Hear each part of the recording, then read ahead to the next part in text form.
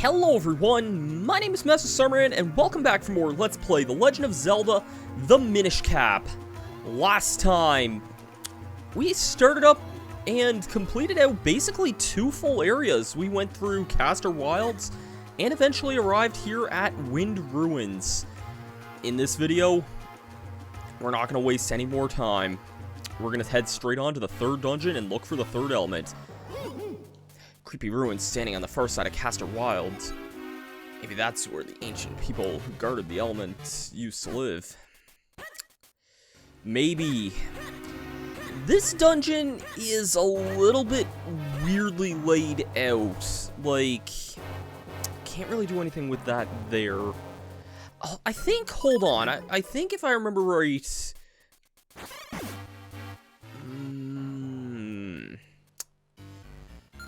Boomerang, I think. Yes, if you use the boomerang on these things, you can get fairies. In my opinion, this is a massive step up from you needing to use the magic powder in, like, Link's Awakening and such.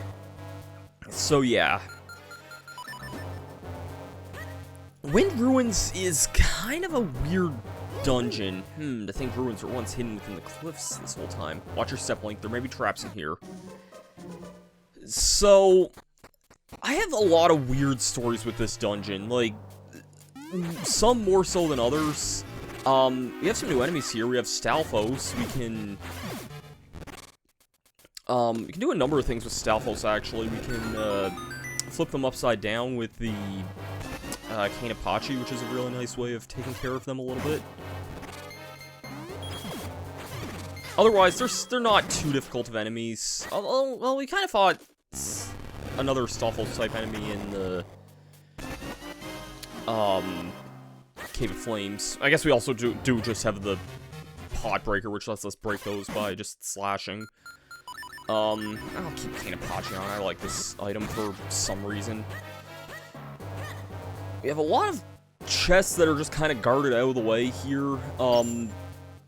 This dungeon's like weirdly laid out. It reminds me a lot more of kind of like how dungeons were to have followed in the, kind of in the DS Zelda games, if you've ever played any of those games. Now then, can't really do a whole lot here. We have this guy blocking it, and we see we need to turn Minish here. I believe these blocks are... yeah, I think we want to stand on both corners of this here, I believe. Yep. There we go. If your Mirage... I kind of didn't really get a good chance to talk about, like, the Mirage, like, split-up gimmicks. If your Mirage does, like, touch a wall, they can kind of go in it for a split second, but it's kind of hard to do a lot of things with that. They do need to be active for... like, they can't really go through walls is basically what I'm getting at here.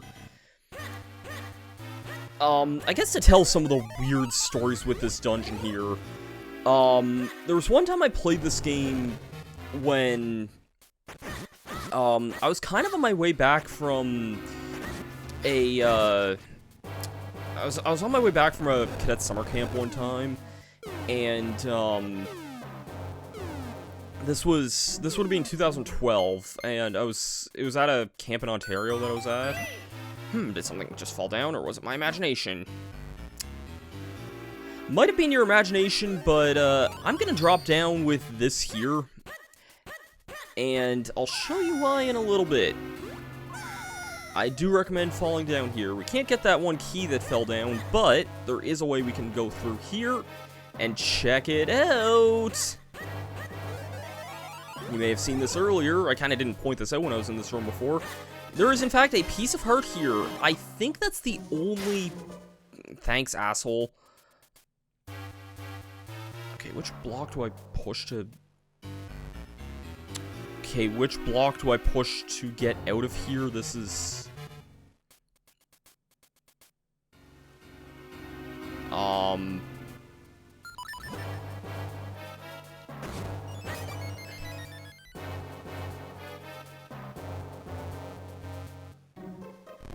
Okay, I was gonna say, it wouldn't make sense to leave because there's no other way to turn back, so that was kind of confusing. Sorry about that. Anyways, we can get a small key there. So yeah, when I was, like, this was, like, the last night there, and, what ended up happening was, there was, like, some award that, I know this is kind of a weird story, but, like, there was kind of this award ceremony that people were telling me they were expecting me to win this award, and there was, like, a cash prize with this, too. And, I just didn't win it for a very, very stupid reason that I'd rather just not get into. And, I was kind of just depressed a bit for the rest of this day, because this was a really big cash prize that I was excluded to for a very, very stupid reason. I can't really do... Actually, wait, never mind. I always forget we have the bow in this game, because the bow's, like, such an afterthought item in this game, it's not even funny. What's not an afterthought are these freaking annoying enemies.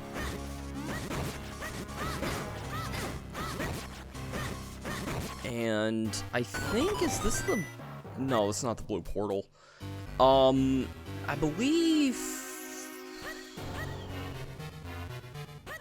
Yeah, we'll kind of keep it in track of this in a little bit, but anyway, so I was, like, really kind of just depressed most of the night, but, I do remember at the end of the night, we were staying in, like, these, like, kind of like college houses, because it was literally at a college we were staying at in the summertime, and I remember,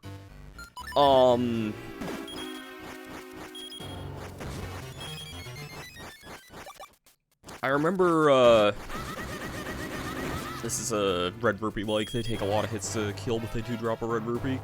They'll drain red rupees, though, if you don't kill them quickly enough, so definitely want to keep that in mind.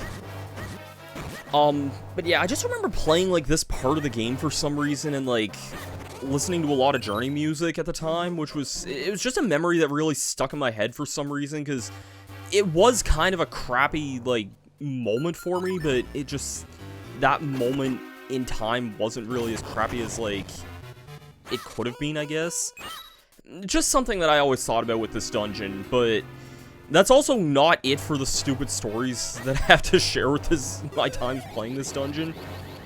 So about a couple years after that, I was playing this game, both the times I was playing this was on my 3DS, actually, because this was included with the 3DS Ambassador program that I had because I had an early 3DS. Okay, this is just a dungeon item here, I can tell. Yeah, compass. Could actually maybe be useful for a future thing. I'll point out what I mean by that in a bit. So, we kind of just have to do something similar here with the bow. And... here we got ropes. I don't remember if these guys have shown up before or not. They kind of take 2 hits, but not too bad of enemies, though, otherwise.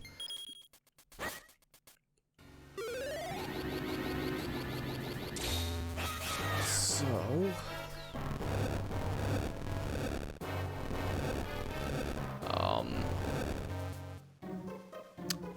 that wasn't what I was supposed to do. What the heck?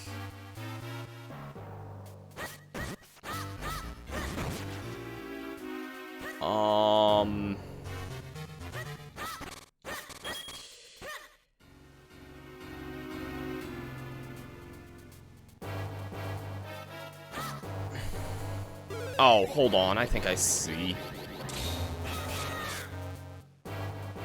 That's a risky spot to put that. No, because that just... I'm gonna fall down this hole, because I actually don't really remember this too well. Oh, that was a bad idea. Shoot. Let's meet back up there. I guess while I'm backtracking, I will quickly kind of tell the rest of that story. So, there was one summer where I basically binged this game in a couple days, and that was actually my first time 100%ing this game, even though I've played this game so many times since I was a young kid that, I never did 100% this game until just a couple of years ago, actually. And, I partially blame the freaking that was the same playthrough I was ranting about with the figurine side quest before. And again, I'm still not at all looking forward to that. But, yeah. So, I remember when I got to this dungeon, I was basically just binging random stuff on YouTube. And then I ended up watching this freaking video of, like, this was a Watch Mojo video, and I know that doesn't really say a whole lot for, like, quality, but it was a freaking video about, like, really terrible CGI animated music videos, and, like, basically I got images of, like, Tunuk Tunuk Tun, and, like, Let's Get Rocked, and, like, I'm Blue Dabba Dee, like, stuck in my head this entire time when going through this dungeon, and I have no idea why. So, oh, damn it, I'm an idiot. I see what I'm doing wrong here, and I can't believe it took me this long to figure this out here.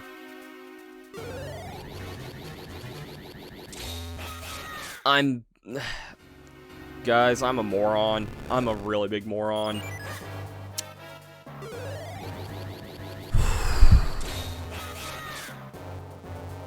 I kind of forgot I could do this here. This is kind of like the first major time where we're kind of getting introduced to a lot of the cool split-up mechanics, because there's a lot of them in this game.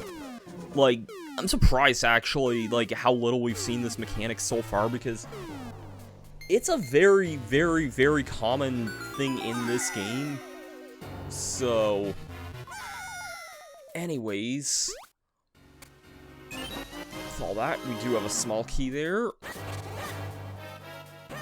And we're not even really, like, at the halfway mark of this dungeon, which I guess isn't a bad thing because, like, I had a feeling this dungeon would take me, like, a fair bit of time. Okay, I do need arrows for this guy. Die, die, die. And there's something down this way here, isn't there? Unless, well, there is, that I can't do a thing about yet, and I'm guessing this doesn't lead to anything either. Not that we can deal with. I want to say that leads to the boss of the dungeon, I believe, so yeah, I guess I'll take care of this guy too while I'm in the area. So yeah, it's just kind of weird how, like, I have, like, two really random and almost, like, kind of batshit crazy stories to tell with this dungeon. One from, like, kind of a sad turned happy time. Like, it was also kind of just sad to leave the camp in general, because it was the last night, and a good chunk of people had already left, because, like, people were from the local area. Oh, Jesus, I forgot there were wall masters in this dungeon, actually. Yeah, you don't want to stand too close in anywhere. Here we have a mini-boss, though. We have yet another Dark Nut. I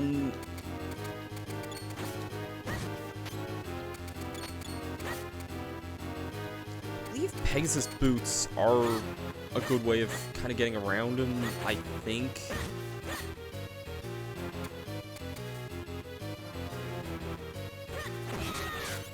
That got a lot of damage on him there, wow. Nice, alright. That spin attack definitely helped there. Yeah, we got a little bit more time to go here. You have a shortcut back at the beginning, which is very, very nice. Because, unlike most other dungeons, this one probably will take me a second video to kind of go through. Because we're not really close to the end here. But, if you remember this room here, this stumped me so damn much as a kid. So damn much, you have no idea. This kind of looks a little suspicious.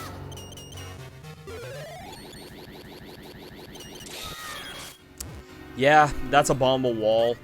How I figured it out, there was one save file on this, on my, I got this game used actually, and there was one save file that basically had all the dungeons beaten, and it wasn't 100%, but it was pretty close. And, yeah, this, hole was kind of blown open, and it was kind of like my cheat. how do I figure this out thing. And that's when I figured out what we had to do. You got the mole mitts. Dig, dig, dig to your heart's content. This is the dungeon item of this. Very, very, very unusual item. We get 100 rupees for that, which is very, very nice. Mole mitts, I'll get into a little bit in the next video, but this is a really strange item. It both has a lot of really good practical purposes and a lot of not very practical purposes simultaneously.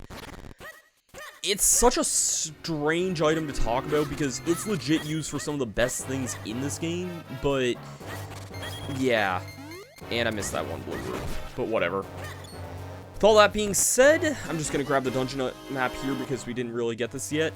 Next time on The Legend of Zelda the Minish Cap, we're going to basically finish up in the rest of Wind Ruins. We're about the halfway mark of the dungeon. I'll see you guys for that then. Peace out.